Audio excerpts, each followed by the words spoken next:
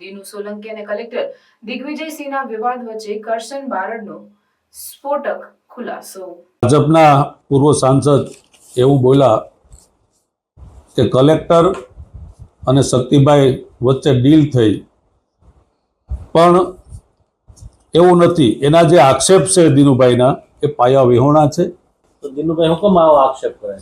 દીનુભાઈ અને પોતાને કલેક્ટરને કોઈ પોતાને બંનેને ગમે તકલીફ હોય, એમ વાંધો હોય, અથવા અમને એવું લાગે છે કે દીનુભાઈની જે જગ્યા છે 320 એકર એ કોર્ટમાં ને થઈ અને પછી અહીં આવ્યું પાછું, અને આ કલેક્ટરે કંઈક ખાલસા કર્યું કે જે કંઈ હોય, અને એને હિસાબે દીનુભાઈ કલેક્ટરને ફેરવીને સીધા નગરપાલિકામાં લઈ આવ્યા।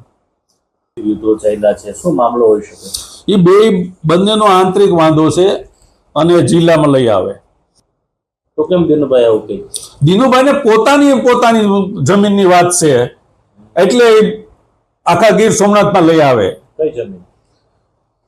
પાંજરાપોળની કોઈ જગ્યા લીધી એને, અને એ જમીનનો કોઈ મુદ્દો છે કલેક્ટર બંને વચ્ચે।